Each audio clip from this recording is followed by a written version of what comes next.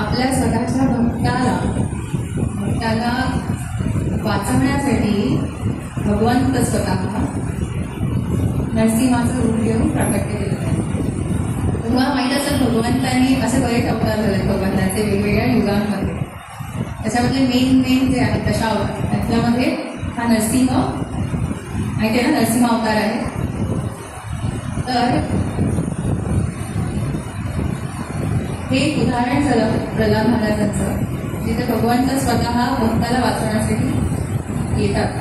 तर भगवंत हे दाखवून देतात की आपल्या भक्तावर कुठलंही संकट आलं तर त्याला टाळण्यासाठी कोण येतात? भगवंत येतात. आणि हे आजही येतात बरं का. नरसिंह भगवंत एवढे स्ट्रॉंग आहेत, मला वाटतं आपल्या भक्तांपैकी पण बऱ्याच जणांना त्यांचा अनुभव आला असेल. पुढे उदाहरण देईन की जे 2 आहेत की ह्या काही कालावधीमध्ये घडलेले आहेत, तर त्याचे उदाहरण देईन. हे कशासाठी आहे? यासाठी आहे की आपल्याला कधी कधी विस्मरण होतं भगवंताचं, होय की. ज्यावेळेस आपण स्वतःला करता समजतो, भोगता समजतो, त्यावेळेस आपण काय होतं? भगवंताला विसरतो.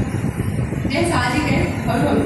तर प्लीज हे जे प्रॅक्टिस आहे भगवंत म्हणजे आपण ही जे भक्ती करतोय वैष्णवांचं आचार म्हणजे आचार आहेत आपल्याला सांगितलेले नियम पाळण्याचे, तर हे कशासाठी दिले? तर भगवंतांना आपण विसरून जाऊ नये ह्यासाठी दिलेले हे नियम दिलेत आपल्याला.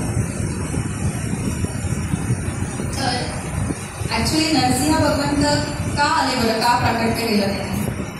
हे कोणासाठी आहे की जे म्हणतात, जे नास्तिकवादी जे म्हणतात की भगवंत नाही, आम्ही भगवंतांना काय करत नाही, मान्य करत.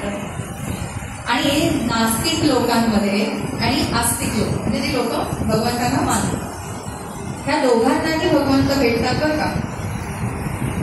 ज्यांनी काय केलंय? भगवंतांचा स्वीकार केलाय, शरणागती आहे भगवंतांना. म्हणजे भक्ती करतात, भगवंतांना शरण गेलेले आहेत, भगवंताची सेवा करण्यासाठी इच्छुक आहे, नाम कीर्तन लीला गुण रूप गान करण्यासाठी ते तयार आहे. सतत नवीन भक्त येतो तर तो कुठल्या स्तरावर असतो आणि त्याने पुढे जाऊन कशी आपली प्रगती करायला हवी, जेणेकरून भक्तीमध्ये तो आणखीन प्रगत होईल, त्याचबरोबर गुरूंचा देखील आश्रय घेऊ शकतो. तर आपण सर्वांनी माताजींना 3 वेळा हरिबोल बोलून धन्यवाद बोलूया. हरी बोल, हरी बोल, हरी बोल.